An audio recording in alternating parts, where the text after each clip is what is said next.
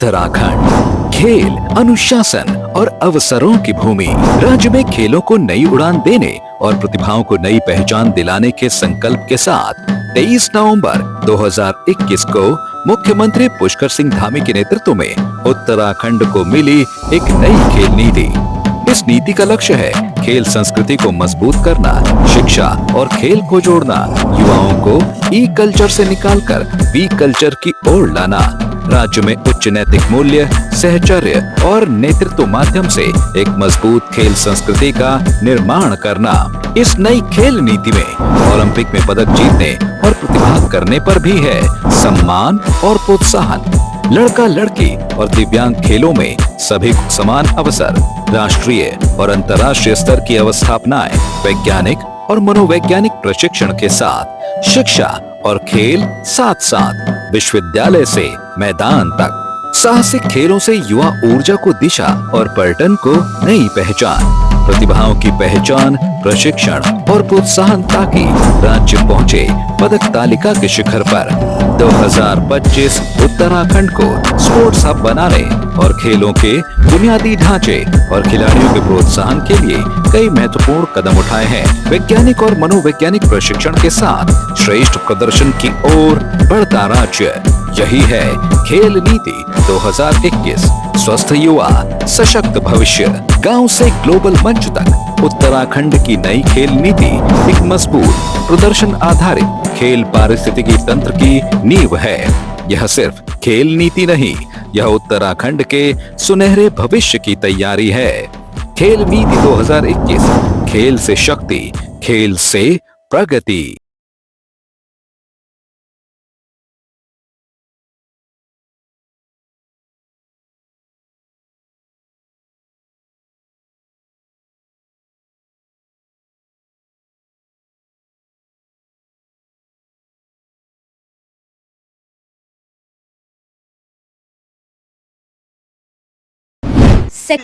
मैं आपसे एक निवेदन करना चाहूंगा कि अभी 28 तारीख को यहाँ पर उद्योग जगत के सभी लोग बैठे हैं। इन्होंने जो हमने जॉब फेयर लगाया था, 127 इंडस्ट्रीज ने पार्टिसिपेट किया, 1331 बच्चों को नौकरी देने का काम किया। एक रिमोट के द्वारा उन बच्चों को अपॉइंटमेंट लेटर आप दे देंगे तो उन बच्चों का भविष्य उज्जवल होगा।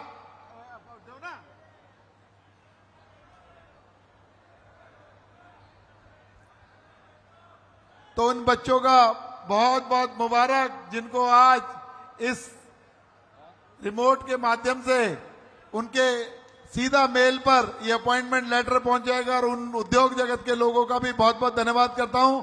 और मुख्यमंत्री जी, एक छोटी सी बात जो रह गई थी, हमारे 15 सेक्टर का गुरुद्वारा सिख समाज के लोग यहाँ पर आए हुए हैं। एक बार खड़े होकर ताली बजाकर मुख्यमंत्री जी का अभिनंदन करो।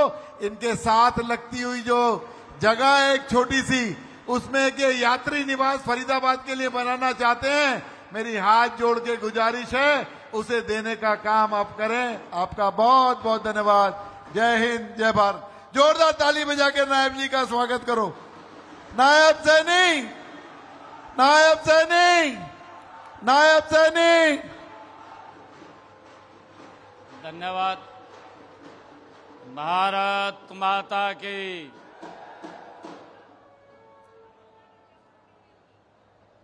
भारत माता की। बहुत ही सम्मान के योग विकसित फरीदाबाद रैली में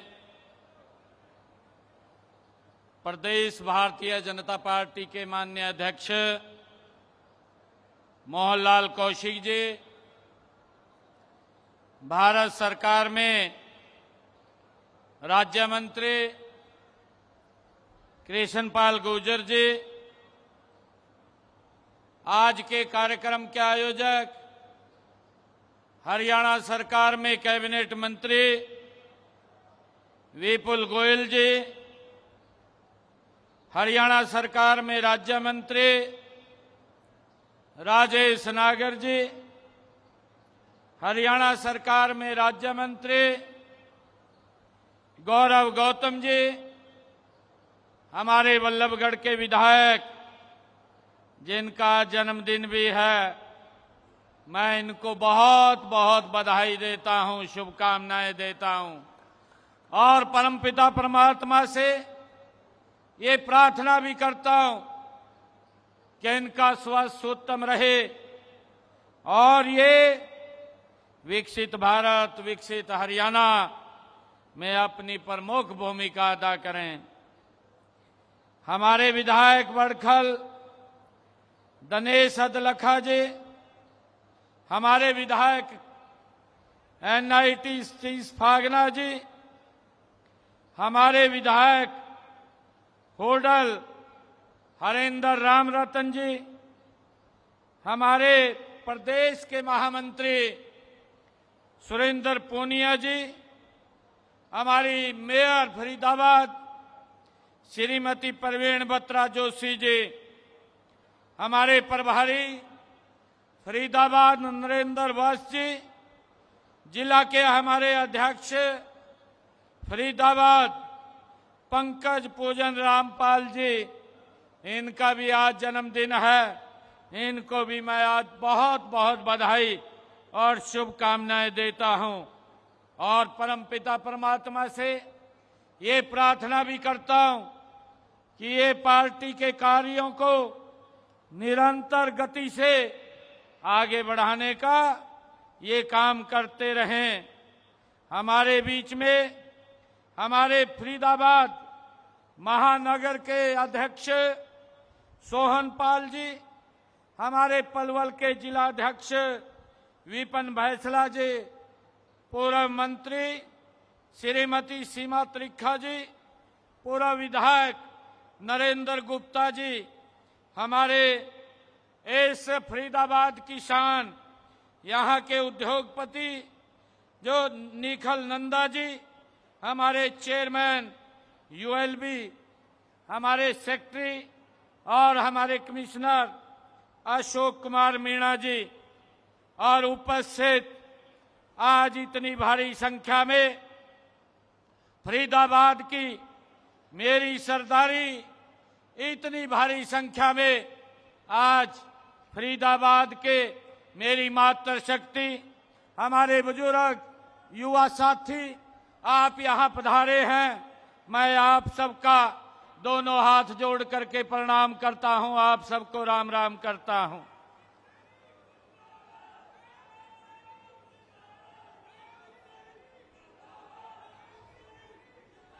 साथियों, ये फरीदाबाद की वो पवित्र भूमि, ये ऐतिहासिक धरती और इस पर ये विशाल रैली में आए हुए हमारे सभी भाई बहन, मुझे देख करके एक बड़ी ऊर्जा मिल रही है। मुझे देख करके एक गौरव की अनुभूति हो रही है। साथियों, ये पवित्र भूमि, यहां से कुछ दूरी पर ही महाकवि सूरदास जी, संत सूरदास जी की जन्मभूमि सिही है। ऐसी पवित्र भूमि पर ऐसे महान संतों को जन्म देने वाली ये पावन धरा को भी मैं नमन करता हूं, उसको प्रणाम करता हूं। साथियों, ये फरीदाबाद ये औद्योगिक शहर ही नहीं बल्कि ये हरियाणा के आर्थिक, सांस्कृतिक और ऐतिहासिक विकास का ये हमारा फरीदाबाद एक महत्वपूर्ण केंद्र है। साथियों, हमें गर्व है इस फरीदाबाद जो एशिया की 9वीं सबसे बड़ी ये औद्योगिक ये संपदा माना जाता है। साथियों, आपने भारतीय जनता पार्टी की सरकार नॉन स्टॉप तीसरी बार हरियाणा में बना करके मोदी जी के नेतृत्व में यहां आशीर्वाद देने का काम किया है। मैं उस आशीर्वाद के लिए भी आपका धन्यवाद करता हूं, आप सबका आभार व्यक्त करता हूं और आज की ये धन्यवाद रैली फरीदाबाद को एक विकास की और नई ऊंचाई और नई गति ये देने का ये काम करेगी।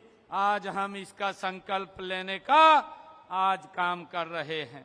साथियों, आज फरीदाबाद की अर्थव्यवस्था के नए इंजन के रूप में ये मेरा फरीदाबाद ये उभर रहा है। जब हम देखते हैं पिछले 11.5 वर्षों में यहाँ के इंफ्रास्ट्रक्चर, यहाँ की कनेक्टिविटी, यहाँ के उद्योग और यहाँ के रोजगार के अंदर एक अभूतपूर्व ये विकास हुआ है। आज फरीदाबाद में मेट्रो विस्तार हो, चाहे हाईवे नेटवर्क हो या स्मार्ट सिटी प्रोजेक्ट हो, साथियों आज की यह रैली विकास को गति देने के लिए आज आयोजित की गई है। इस दिशा में मुझे खुशी है, मुझे गर्व भी है कि हमने अभी कुछ देर पहले रिमोट के माध्यम से 120 करोड़ 76 लाख रुपए की लागत की 4 परियोजनाओं के उद्घाटन और शिलान्यास आज मैंने किए हैं। साथियों, और इसके साथ ही मैंने फरीदाबाद को देश के सर्वाधिक स्वच्छ शहरों में लाने के लिए हमारी सरकार प्रतिबद्ध है। इसी दिशा में मैंने फरीदाबाद को स्वच्छ बनाने के अभियान को स्वच्छता शुभंकर और स्वच्छता कॉम्प्लेक्स का अनावरण भी आज यहाँ किया है। और साथियों, मैं फरीदाबाद के नगर वासियों को अपील भी करता हूं कि आपका शहर स्वच्छ बनाने के अभियान में आपका भी योगदान इसमें भरपूर चाहिए। आज यहाँ पर हमने निर्मल ताऊ और निर्मला ताई का भी स्वच्छ हरियाणा मिशन के तहत आज इसका शुभारंभ किया है। साथियों, आज अभी रिमोट के माध्यम से पिछले दिनों मेरे फरीदाबाद के अंदर जो एक रोजगार मेला लगा था, लगभग 350 युवाओं को आज ज्वाइनिंग लेटर भी वो दिया गया है। मैं उनको भी बहुत बहुत बधाई और शुभकामनाएं देता हूं। साथियों, ये सरकार ये विकास को लेकर के 3 गुना गति से काम कर रही है। मैं ये भी बताना चाहता हूं कि हमने पिछले लगभग 11.5 वर्षों में इस फरीदाबाद विधानसभा के लिए 44 यहाँ अनाउंसमेंट किए थे और 44 में से 24 का काम हमने पूरा कर लिया है। बाकी पर गति से काम चल रहा है। साथियों, हम जो कहते हैं उसको पूरा करने का संकल्प ये नरेंद्र मोदी जी के नेतृत्व वाली सरकार, ये डबल इंजन सरकार का है। और इसी कड़ी में मैं ये भी बताना चाहूंगा कि जब विधानसभा का चुनाव था, उस विधानसभा के चुनाव में हमने 217 संकल्प आप लोगों से किए थे। आप लोगों से पूछ करके 217 वायदे हमने किए थे। मुझे खुशी है 1 साल पूरा हुआ है। 1 साल के अंदर 60 वादों को पूरा कर दिया है और 157 पर साथियों गति से काम चल रहा है। लेकिन साथियों, जब मैं विपक्ष की बात करता हूं, हमारे कांग्रेस के साथी वो भ्रम और झूठ फैलाने में वो लगातार लगे रहते हैं। उन्होंने भी 10 वर्ष तक 2004 से 2014 तक हरियाणा प्रदेश के अंदर शासन किया है। विपक्ष कांग्रेस पार्टी ने भी यहाँ राज किया है, परंतु साथियों हरियाणा प्रदेश को पीछे धकेलने का काम ये कांग्रेस पार्टी ने किया है। साथियों, जब मैं देखता हूं कांग्रेस के उस समय को जो विपक्ष के पास न तो कोई विजन था न ही कोई दिशा थी, वे केवल झूठ बोल करके वोट लेने का काम करते थे और उन वायदों को फिर भूल जाते थे, और ये उनकी ये पुरानी आदत भी रही है। साथियों, आज अगर हरियाणा विकास के नए कीर्तिमान स्थापित कर रहा है तो इसके पीछे देश के यशस्वी प्रधानमंत्री आदरणीय नरेंद्र मोदी जी का ये दूरदर्शी ये मार्गदर्शन है। साथियों, विकसित भारत 2047 का जो संकल्प आदरणीय प्रधानमंत्री जी ने देशवासियों के सामने रखा है, वह केवल एक लक्ष्य नहीं है बल्कि एक जन आंदोलन आदरणीय नरेंद्र मोदी जी ने ये दिया है। यह एक ऐसा संकल्प है साथियों जिसमें हर एक नागरिक की भागीदारी है। हम सब मिलकर के विकसित भारत, विकसित हरियाणा के माध्यम से साथियों उस सपने को साकार करने का काम ये हमारी सरकार ये गति से कर रही है। साथियों, हमारी सरकार राष्ट्र प्रथम की नीति पर चलते हुए हर संकट में भारतवासियों के साथ खड़ी है। मुझे ये गर्व है कि पिछले दिनों देश में कोरोना का कालखंड आया, परंतु आदरणीय नरेंद्र मोदी जी देश के लोगों के साथ खड़े हुए दिखाई दिए। साथियों, जब जब भी कहीं विश्व के अंदर कोई आपदा आई है, नरेंद्र मोदी जी देश के लोगों के साथ खड़े हुए दिखाई दिए हैं। परंतु अब जब ये मिडल ईस्ट की लड़ाई चल रही है, इस समय के अंदर भी जब पूरी दुनिया में साथियों अफरा तफरी का माहौल है और जब पूरी दुनिया के अंदर भाव बढ़ रहे हैं, उस समय के अंदर भी नरेंद्र मोदी जी ने पेट्रोलियम, डीजल, गैस के दामों को साथियों उन पे एक्साइज ड्यूटी घटा करके उनको स्थिर रखने का काम ये नरेंद्र मोदी जी ने किया है। साथियों, मोदी जी हर समय देश के लोगों के साथ खड़े हुए दिखाई देते हैं, परंतु ये दुर्भाग्यपूर्ण है कांग्रेस पार्टी जब भी देश के ऊपर कोई विपदा आती है, जब भी कोई वैश्विक आपत्ति आती है, कांग्रेस पार्टी राजनीतिक ढूंढना शुरू कर देती है। साथियों, ऐसे समय में वो लोग वो राजनीति देखते हैं, दुर्भाग्यपूर्ण है, और गलत बयानबाजी करके जनता के बीच में भ्रम फैलाने का काम ये विपक्ष के लोग करते हैं।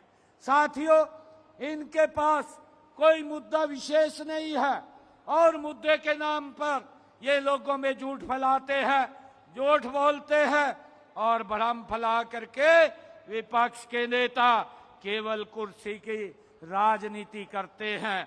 उनके लिए जनता के हित नहीं बल्कि अपने स्वार्थ सर्वोपरि हैं। जब देश में साथियों संकट आता है तो वे देश के साथ खड़े होने की बजाय वो राजनीति को ऊपर ले जाते हैं और राजनीति करने लगते हैं। साथियों, ये विपक्ष की भूमिका है, हमें इस बात को समझना चाहिए।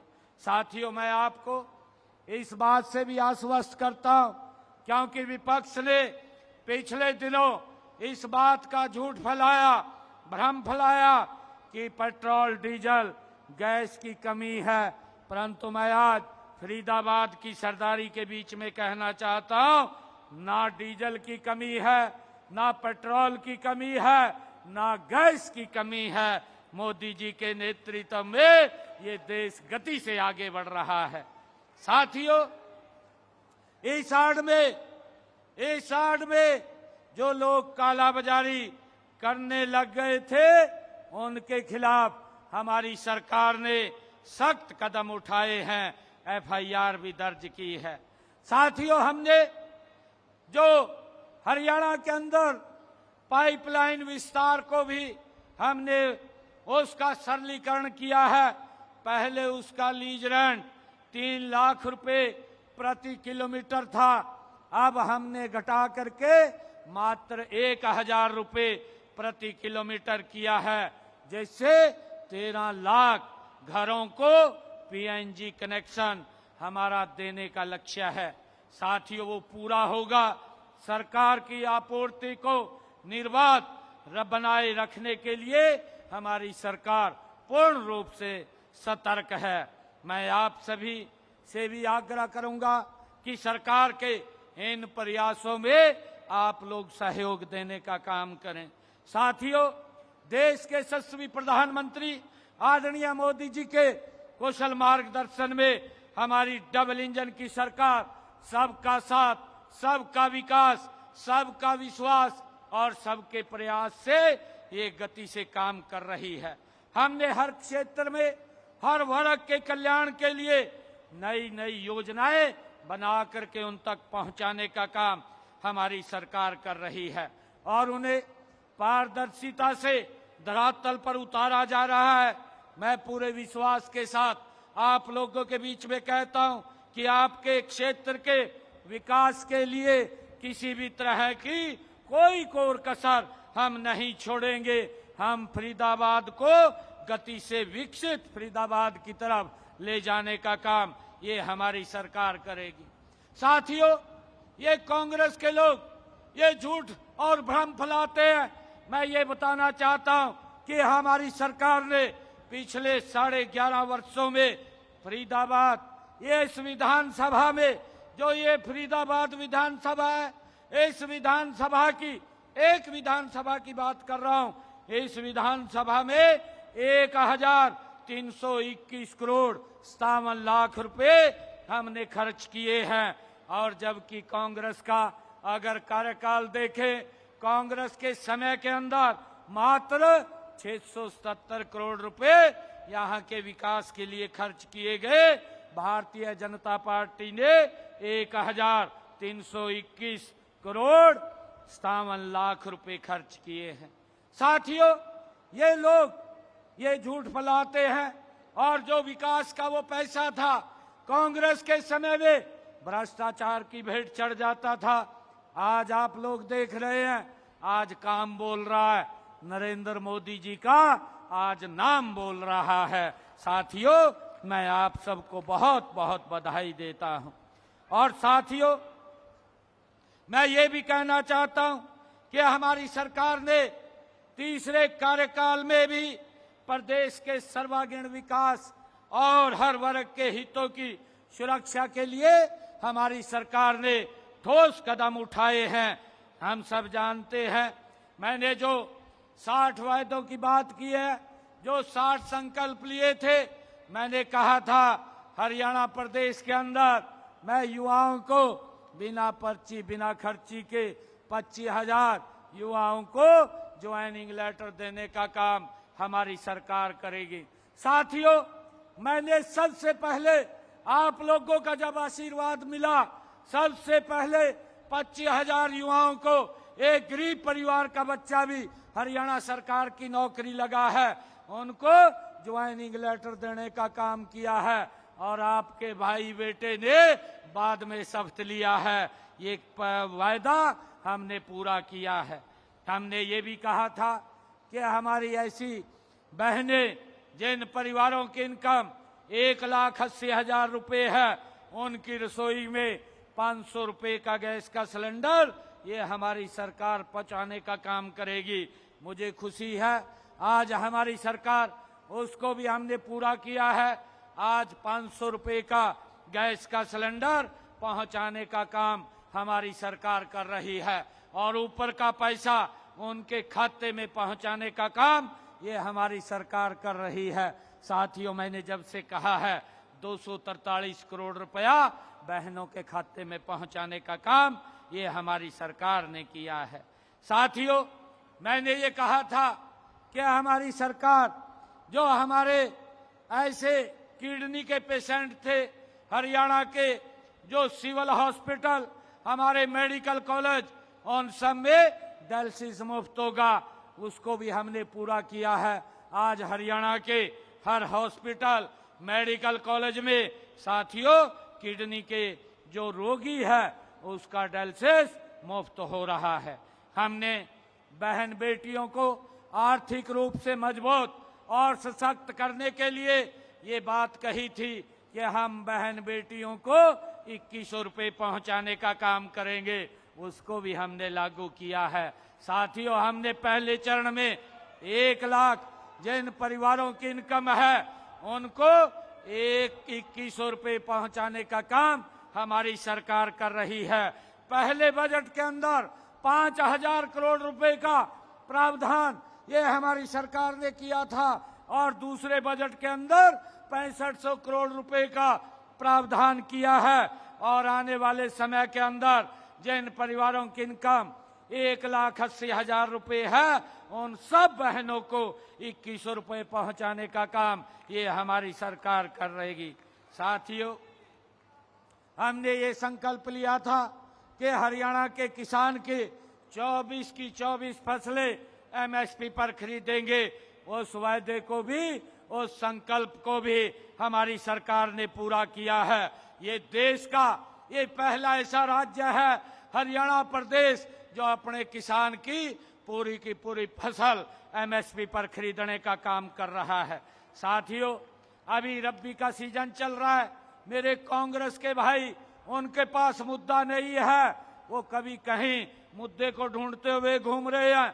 परंतु मैं आज बताना चाहता हूं, ये फरीदाबाद की सरदारी के इस मंच के बीच में मैं ये बताना चाहता हूं, मेरे हरियाणा के किसान को कोई चिंता की जरूरत नहीं है। एक एक दाना उनका खरीदने का काम हरियाणा सरकार करेगी। साथियों, हमने चाहे सरसों की खरीद की बात हो, उसको 28 मार्च से शुरू किया है और 1 अप्रैल से हमने गेहूं की परचेज वो शुरू की है। साथियों, हम किसान के दुख दर्द को साझा करने के लिए उनके साथ हमारी सरकार निरंतर खड़ी है। अगर मेरे किसान की फसल का खराबा हुआ है तो उसका पूर्ण मुआवजा उस तक पहुंचाने का काम भी हमारी सरकार कर रही है। साथियों, मैं बताना चाहूंगा, ये कांग्रेस के लोग जो भ्रम और झूठ फैलाते हैं, इनके 10 साल के कार्यकाल में 1138 करोड़ रुपया किसान को दिया गया और भारतीय जनता पार्टी मोदी जी के नेतृत्व में ये 11 वर्षों के अंदर 16,500 करोड़ रुपया ये किसान को मुआवजे के तौर पर पहुंचाया गया है। साथियों, कांग्रेस का 269 करोड़ रुपया जो छोड़ करके चले गए थे मेरे किसान के मुआवजे के तौर पर, उसको भी देने का काम ये हमारी सरकार ने किया है। साथियों, आदरणीय प्रधानमंत्री जी ने प्रधानमंत्री किसान सम्मान निधि योजना चला करके मेरे हरियाणा के किसान को सशक्त और मजबूत करने का काम ये किया है। 20,18,000 किसानों के खाते में 22 किस्तें पहुंचाने का काम नरेंद्र मोदी जी ने किया है, जिसकी एवज में 7,562 करोड़ रुपया नरेंद्र मोदी जी ने हरियाणा के किसान के खाते में पहुंचाने का काम किया है। साथियों, हमने पूरे हरियाणा प्रदेश के अंदर जमीनों और संपत्तियों की पेपरलेस ये रजिस्ट्री शुरू की है ताकि इस भ्रष्टाचार को भी ये खत्म किया जाए। इसको पूर्ण रूप से डिजिटल करने का काम ये हमारी सरकार ने किया है। हमने संकल्प पत्र में कहा था कि जो अनुसूचित जातियों के अंदर जो एक ऐसा वर्ग है जिनको उस वर्ग का आरक्षण का लाभ नहीं मिल रहा है, उसको भी हमने लाभ देने का काम ये हमारी सरकार ने किया है। साथियों, हमने देश का सबसे ज्यादा जो बुजुर्गों को सामाजिक सुरक्षा पेंशन 3200 रुपये देने का काम भी ये हरियाणा सरकार कर रही है। साथियों, हमने पिछड़े वर्ग के ऐसे बच्चों की जो क्रिमिनल आए थी 6 से बढ़ा करके 8 लाख रुपए करने का काम ये हमारी सरकार ने किया है। साथियों, मुझे खुशी है, आदरणीय प्रधानमंत्री जी का ये सपना भी है, उनका संकल्प भी है कि हर सर के ऊपर छत होनी चाहिए। हमने प्रधानमंत्री आवास योजना के तहत हरियाणा प्रदेश में पिछले 11 वर्षों में 1,60,000 मकान बना करके चौबियां देने का काम ये हमारी सरकार ने किया है। साथियों, इसी कड़ी में मुख्यमंत्री आवास योजना शहरी के तहत जो शहरों में भी हमने ऐसे लोगों को जिनके पास मकान बनाने के लिए जगह नहीं है 18,000 470 ऐसे परिवारों को 30 गज का प्लाट देने का काम भी हमारी सरकार ने किया है। साथियों, हमने मुख्यमंत्री आवास योजना ग्रामीण के तहत ग्राम पंचायतों में 12,031 गज के प्लाट देने का काम ये हमारी सरकार ने किया है। मुझे खुशी है, हमने संकल्प पत्र में कहा था कि हम हरियाणा जो कौशल रोजगार निगम है उसके निमित्त नियुक्त हमारे 1,20,000 युवाओं को रोजगार की गारंटी देने का काम भी हमारी सरकार ने किया है। साथियों, आने वाले समय के अंदर हमने ये निर्णय किया है अभी इसी बजट के अंदर कि जो हमारे अकुशल श्रमिक जो जिनकी न्यूनतम मजदूरी 11,257 रुपये थी, अब उसको बढ़ा करके 15,200 रुपये प्रतिमाह करने का काम ये हमारी सरकार ने किया है। साथियों, प्रदेश में 1,40,000 एकड़ भूमि जो सेम से ग्रस्त है उसको कृषि योग्य बनाने का निर्णय भी हमारी सरकार ने लिया है। साथियों, मैं ये भी बताना चाहूंगा, हमने ये भी संकल्प लिया है कि प्रदेश के अंदर 3 लाख बहनों को लखपति दीदी बनाया जाएगा। उनको पिंक लैब योजना के तहत महिलाओं को वाहन चलाने का प्रशिक्षण और इलेक्ट्रिक वाहन खरीदने के लिए 10 लाख रुपए बिना ब्याज के देने का काम ये हमारी सरकार करेगी। साथियों, हमने प्रदेश में 4,000 नए राशन डिपो खोलने का निर्णय किया है और इनमें से 33% राशन डिपो महिलाओं के लिए आरक्षित किए हैं। हमने अग्निवीरों को हरियाणा पुलिस के पदों में 20% का आरक्षण देने का ये निर्णय किया है। और साथियों, मुझे खुशी है कि हमने हरियाणा प्रदेश के अंदर जो हमारे मुख्यमंत्री शहरी आवास योजना के तहत 16 शहरों में 30 वर्ग गज के 15,251 प्लाट और आवंटित करने का काम भी हमारी सरकार करेगी। साथियों, हमने ये भी निर्णय किया है कि आतंकवादी गतिविधियों से निपटने के लिए एक एटीएस का गठन किया जाएगा। एटीएस का एक थाना गुरुग्राम और दूसरा पंचकुला में वो स्थापित किया जाएगा। ये भी निर्णय हमारी सरकार ने लिया है। भाइयों बहनों, हम सब जानते हैं कि देश के यशस्वी प्रधानमंत्री आदरणीय नरेंद्र मोदी जी के कुशल नेतृत्व में आज भारत गति से बदल रहा है और इस बदलाव की धुरी है आपकी भागीदारी, आपका सहयोग, आपका आशीर्वाद। सब जनता जागरूक होती है साथियों तो लोकतंत्र मजबूत होता है। आपने अपने वोट के माध्यम से यह दिखाया है कि अब विकास के साथ आप विकास के साथ हैं। आपने ये दिखाया है कि आप ईमानदारी के साथ हैं और आपने ये दिखाया है कि आप राष्ट्र निर्माण के साथ हैं। साथियों, हमारा लक्ष्य है आज विकास को नहीं बल्कि आने वाली पीढ़ियों के लिए एक मजबूत नींव तैयार करना, एक मजबूत भारत, ये विकसित भारत तैयार करना, आने वाली पीढ़ियां सुरक्षित और मजबूत हों। हमारे लिए साथियों विकसित फरीदाबाद एक व्यापक ये विजन नहीं है, ये बल्कि नागरिक को बेहतर शिक्षा, स्वास्थ्य, रोजगार और उच्च स्तर का ये जीवन स्तर मिले, ये हमारी सरकार का कमिटमेंट है। आज से मैं आपसे वायदा भी ये करता हूं कि फरीदाबाद का विकास किसी भी कीमत पर ये रुकेगा नहीं, ये और गति से साथियों आगे बढ़ेगा।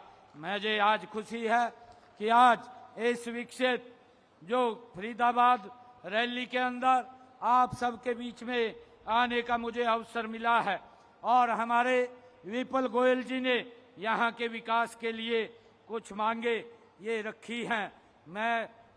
विपुल जी ने कहा है कि फरीदाबाद के सेक्टरों के भीतर वाहनों से होने वाले प्रदूषण को कम करने के लिए जंक्शनों का ये सुधार किया जाए। मैं इस फरीदाबाद के सेक्टरों के भीतर वाहनों से होने वाले प्रदूषण को कम करने के लिए जंक्शनों का सुधार चरणबद्ध तरीके से किया जाएगा, इसकी मैं घोषणा करता हूं। और विपुल जी ने कहा है कि भूजल स्तर पर निर्भर संपूर्ण जल आपूर्ति गुणवत्ता संबंधी चुनौतियों का ये सामना कर रही है, जिसके लिए एनसीआर चैनल गुरुग्राम या देरा हेड पर अपर गंगा नहर से ताजे नहर जल स्रोत की यहाँ आवश्यकता को पूरा किया जाए। इन्होंने मांग रखी है कि गंगा का पानी ये गंग नहर से पीने के लिए गुरुग्राम को मिले, इसकी फिजिबिलिटी चेक करा करके और उत्तर प्रदेश की सरकार से बात करके मैं विपुल जी स्वयं वहां जाऊंगा और जा करके फरीदाबाद को ये गंगा का पानी दिलवाने का काम हम करेंगे, जो आपने ये मांग रखी है। डीएमआरसी आपने कहा है कि सभी सार्वजनिक पार्कों, सामुदायिक भवनों और सरकारी संस्थानों में वर्षा जल संचय की व्यवस्था ये की जाए। मैं फरीदाबाद शहर के 50 कम्युनिटी सेंटर्स और 300 सार्वजनिक पार्कों में प्रथम चरण में रेन वाटर हार्वेस्टिंग सिस्टम लगाया जाएगा, जो आपने मांग रखी है। इसके अतिरिक्त सरकारी भवनों में संबंधित विभागों द्वारा रेन वाटर हार्वेस्टिंग की व्यवस्था ये की जाएगी, ताकि ये जल भराव की समस्या से निजात मिल सके। विपुल जी ने कहा है ग्रेटर फरीदाबाद में ओमैक्स वर्ल्ड स्ट्रीट के सामने वाली 2.5 एकड़ लैंड पर नेचर म्यूजियम बनाया जाए। ग्रेटर फरीदाबाद में दिव्या नगर योजना के तहत एक नेचर पार्क का निर्माण कराया जाएगा, इसकी भी मैं घोषणा करता हूं, जिसके ऊपर लगभग 10 करोड़ रुपए की ये लागत आएगी। और मैं हुड्डा कॉन्वोकेशन हॉल के सामने नजदीक लेबर कोर्ट के पास 1.25 एकड़ में एक बैंक्वेट हॉल लैंडमार्क बनाया जाए, इसकी आपने मांग रखी है।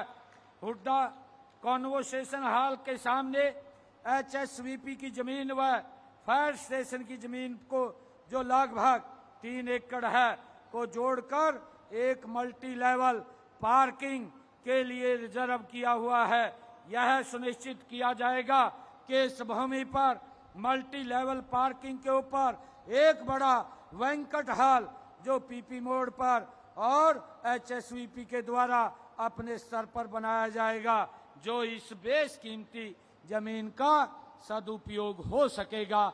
जो बात आदरणीय मंत्री जी ने कही है वो लाभ हमारे लोगों को ब्याह शादियों में उसका मिलेगा। साथियों, ग्रेटर फरीदाबाद में जो एक केंद्रीय विद्यालय खोलने की बात कही है, आदरणीय हमारे कृष्णपाल जी ने भी इस बात को कहा है। यहाँ हम केंद्रीय विद्यालय खोलने के लिए राज्य सरकार ये जमीन देने का काम वो करेगी, ताकि यहाँ के बच्चों को उसका लाभ मिल सके। सेक्टर 8 में मल्टी स्पेशलिस्ट हॉस्पिटल खोलने की बात ये विपुल जी ने कही है।